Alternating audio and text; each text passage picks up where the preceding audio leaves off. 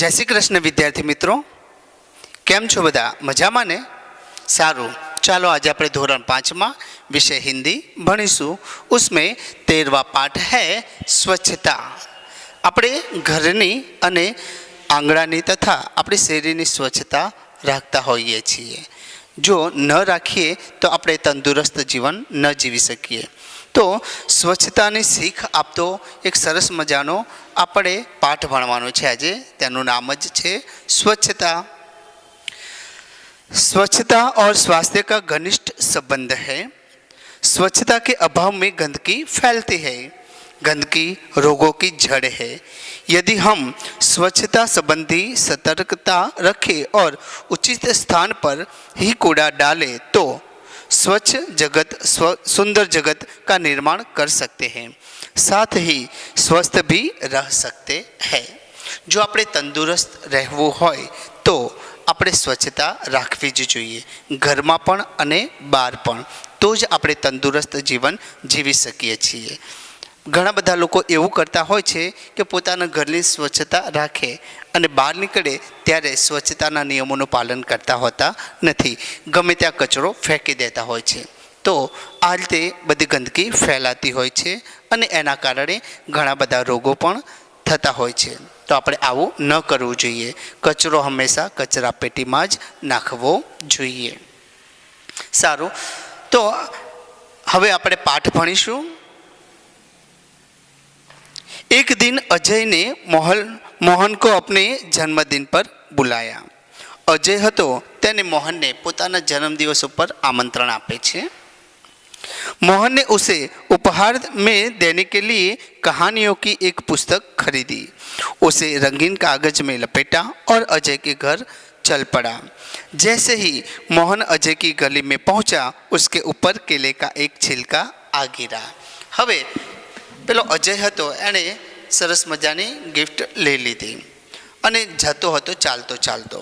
તો ચાલતો ચાલતો જતો હતો તો એના ઉપર એક કેળાની છાલ પડે છે.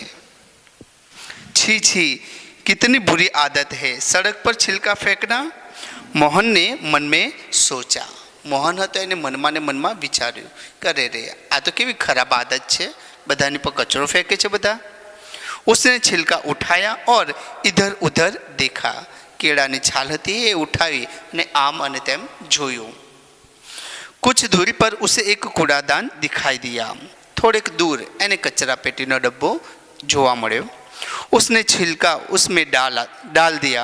बहुत सा कूड़ा कूड़ेदान के बाहर फैला हुआ था. वहाँ मक्खियाँ भिनक रही थी और चारों ओर गंदगी फैली हुई थी. કચરા પેટીનો ડબ્બો તો ભરાઈ ગયેલો હતો અને આજુબાજુ બધો કચરો પણ ઢોળાયેલો હતો. માખીઓ એની પર બણબણતી હતી. कुछ और आगे बढ़ा तो मोहन को बड़ी बदबू आई. उसने देखा नालियों में कूड़े के कारण पानी रुका हुआ है. उसी पानी से बदबू आ रही थी. હવે એક નાનકડી આમ નીક જેવું બનાવેલું હતું પાણી જવા માટે.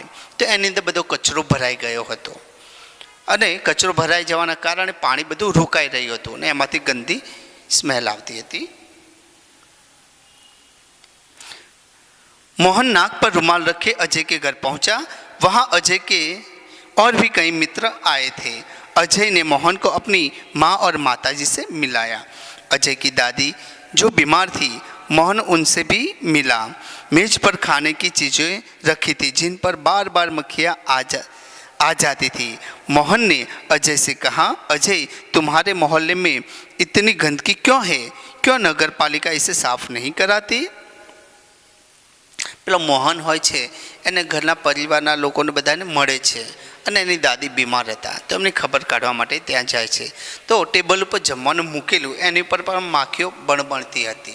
તો પેલો હોય છે એને સમજાવે છે કે તમારી આ ગંદકી ગલીની અંદર ગંદકી બહુ ફેલાયેલી છે. શું નગરપાલિકાના માણસો આવીને બધો કચરો સાફ નથી કરતા? अजय की माताजी ने कहा, बेटा नगर पालिका की गाड़ी आया करती है, जगह जगह कूड़ेदान भी है, पर कुछ लोग उनमें कूड़ा नहीं डालते.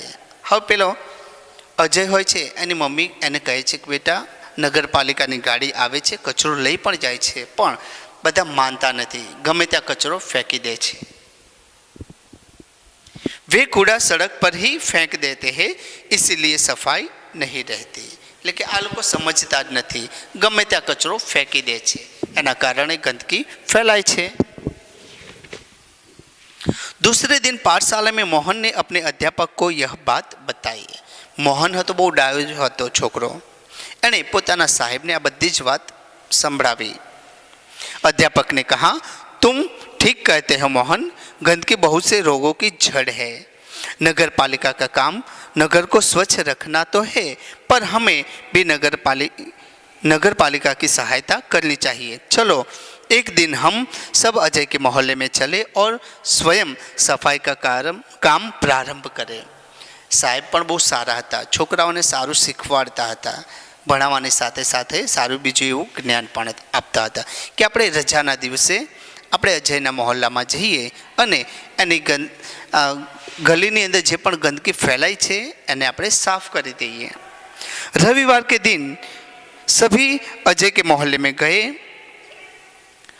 सबके हाथ में एक एक टोकरी और झाड़ू थे। सड़क पर झाड़ू लगाकर उन्होंने कूड़ा इकट्ठा किया, नालियों की सफाई की और पानी का रास्ता बनाया। जे पानी रोकाई रह्યું હતું એને જવા માટેનો એક રસ્તો બનાવે છે, કચરો પણ સાફ કરી દે છે બધા હળીમળીને। उनमें मक्खी मच्छर मारने वाली दवा डाली, कूड़ेदान पर ढक्कन रखा। मोहल्ले में रहने वाले सभी लोग बाहर निकल आए और उन्हें देखने लगे। હવે અત્યાર સુધી તો લોકો જાગૃત નહોતા થયા, પણ આ બાળકો આ બધી સફાઈ કરી રહ્યા હતા તો એ લોકોને પણ મનમાં દુઃખ થયું કે અમે આ ગંદકી ફેલાવીએ છીએ અને બાળકો એને સાફ કરે છે। बच्चों में बहुत उत्साह था। देखते ही देखते पूरा मोहल्ला स्वच्छ हो गया। अध्यापक ने लोगों को समझाया कि वे घर का कूड़ा कूड़ेदान में ही डाले। साहेबे પણ બધાને સમજાવ્યું કે તમે તમારા ઘરનો કચરો છે એ કચરા પેટીમાં જ નાખજો। वे घर के आसपास सफाई रखें क्योंकि गंदगी से रोग फैलते हैं। એટલે કે તમે આ કચરો છે કચરા પેટીમાં નાખજો, ગમે ત્યાં ફેંકતા નહીં, કારણ કે તેનાથી ગંદકી ફેલાશે અને ગંદકીથી ઘણા બધા રોગો થવાની શક્યતા પણ રહે છે। उन्होंने कहा, मेरे पाठशाला के बालक सप्ताह में एक बार यहाँ आया करेंगे, वे आपके मोहल्ले को साफ करेंगे, आप भी इस काम में इनकी सहायता करें।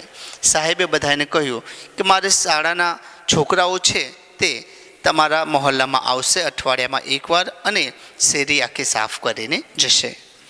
एक व्यक्ति ने आगे बढ़कर कहा, नहीं नहीं, इन बच्चों को आने की कोई आवश्यकता नहीं, हम लोग स्वयं ही अपने मोहल्ले को स्वच्छ रखेंगे, अब आप इसे हमेशा साफ सुथरा पाएंगे।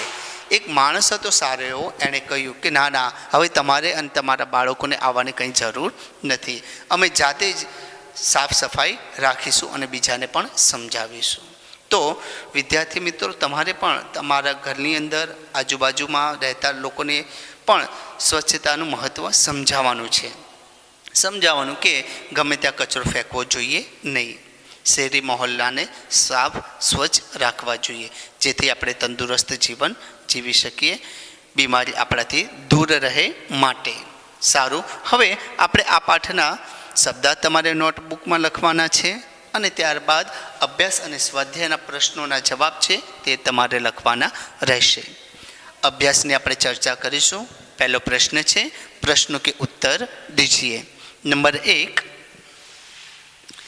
आप अपनी पाठशाला में किन किन चीज़ों की सफाई करते हैं? એટલે કે તમે તમારી શાળામાં કઈ કઈ વસ્તુઓની સફાઈ કરો છો? कुर्सी, मेज, श्यामफलक, मैदान, बगीचा, पायखाना आदि। कुर्सी, टेबल, श्यामफलक એટલે કે કાળું પાટિયું, मैदान એટલે કે मैदान, बगीचो, पायखाना એટલે કે આપણે સંડાસ કહીએ છીએ તે, એટલે કે આ બધી જ જગ્યાઓની આપણે સાફ સફાઈ કરતા હોઈએ છીએ। दूसरा सवाल, गंदगी से हमें कौन सी बीमारियां होती है? जो गंदगी फैलाए तो तेनाथी अपने कई बीमारियां होता है એટલે કે बीमारी થાય છે। उसका जवाब आएगा, बुखार, दाद, खुजली आदि बीमारियां होती है। गंदगी से हमें बुखार, दाद, खुजली आदि बीमारियां होती है। तीसरा सवाल, सफाई के लिए किन किन चीज़ों का उपयोग होता है? એટલે કે આપણે સાફ સફાઈ કરવી હોય તો કઈ કઈ વસ્તુનો ઉપયોગ આપણે કરીએ છીએ? उसका जवाब आएगा तल से, फिनाइल, ब्रश, पानी आदि. तल से એટલે કે ડોલ જેવું કંઈક સાધન આવે છે તે વાસણ આપણે કહીએ છીએ તે. ફિનાઇલ, બ્રશ અને પાણી આ બધી જ વસ્તુઓનો આપણે સફાઈ કરવા માટે ઉપયોગ કરીએ છીએ. नंबर 4, पाठशाला के अलावा आप कौन कौन सी जगह सफाई का काम करते हैं? એટલે કે સ્કૂલમાં તો તમે કરો જ છો, એના સિવાય બીજી કઈ કઈ જગ્યાએ તમે સફાઈ કરો છો? उसका जवाब आएगा स्नानाघर એટલે કે બાથરૂમ, पायखाना એટલે કે संडास, घर, रसोईघर आदि जगह पर सफाई करते हैं. આપણા ઘરમાં, રસોડામાં, બાથરૂમમાં, સંડાસમાં બધી જ જગ્યાએ આપણે સાફ સફાઈ करता होइए છીએ. उसके बाद स्वाध्याय, उसमें पहला प्रश्न है, प्रश्नों के उत्तर दीजिए. उसमें पहला सवाल है अजय के मोहल्ले में मोहन ने क्या देखा? अजय હતો એના મોહલ્લામાં મોહન ગયો ત્યાં તેણે શું જોયું? उसका जवाब आएगा मोहन ने देखा कि कूड़ेदान के बाहर फैला हुआ कूड़ा देखा. उस पर मक्खियाँ भिनक रही थी और चारों ओर गंदगी फैली हुई थी. એટલે કે કચરા પેટીની બહાર કચરો પડેલો જોયો, તેની પર માખીઓ બણબણતી હતી. दूसरा सवाल मोहल्ले में गंदगी क्यों फैली हुई थी? એના મોહલ્લામાં કેમ ગંદકી ફેલાયેલી હતી? जवाब आएगा क्योंकि लोग कूड़ा कूड़ेदान में नहीं डालते थे इसलिए. બધા લોકો હતા કચરો કચરા પેટીમાં નાખતા ન હતા, માટે ત્યાં ગંદકી ફેલાયેલી હતી. तीसरा सवाल अध्यापक बच्चों को अजय के मोहल्ले में क्यों ले गए? એટલે કે સાહેબ હતા તે બાળકોને અજયના મોહલ્લામાં કેમ લઈ ગયા? उसका जवाब आएगा अध्यापक बच्चों को अजय के मोहल्ले में सफाई करने के लिए ले गए. એટલે કે સાહેબ હતા બાળકોને અજયના મોહલ્લાની સાફ સફાઈ કરવા માટે લઈ ગયા હતા બાળકોને. चौथा सवाल हम नगर पालिका की मदद कैसे कर सकते हैं? આપણે બધા નગરપાલિકાની મદદ કેવી રીતે કરી શકીએ છીએ? उसका जवाब आएगा हम कूड़ा कूड़ेदान में डालकर और साफ सफाई का पूरा ध्यान रख कर नगर पालिका की मदद कर सकते हैं. આપણે કચરો કચરા પેટીમાં નાખીને નગરપાલિકાની મદદ કરી શકીએ છીએ. पांचवा सवाल हमें अपना घर और मोहल्ला क्यों साफ रखना चाहिए? આપણે આપણું ઘર અને આપણો મોહલ્લો કેમ સાફ રાખવો જોઈએ? उसका जवाब आएगा हमें तंदुरुस्त रहने के लिए अपना घर और मोहल्ला साफ रखना चाहिए. આપણે તંદુરસ્ત રહેવા માટે આપણું ઘર અને આપણો મોહલ્લો સાફ રાખવો જોઈએ. તો બાળકો આ પાઠ ઉપરથી આપણને એવી શીખ મળે છે કે આપણે આપણું ઘર, આપણો મોહલ્લો અને આપણું શરીર છે એ પણ સ્વચ્છ રાખવું જોઈએ. તેનાથી આપણે તંદુરસ્ત જીવન જીવી શકીએ છીએ. તમે પણ બધું જ ધ્યાન રાખજો. સારું, ત્યારે નેક્સ્ટ લેક્ચરમાં ફરીવાર મળીશું. ત્યાં સુધી આવજો. જય શ્રી કૃષ્ણ.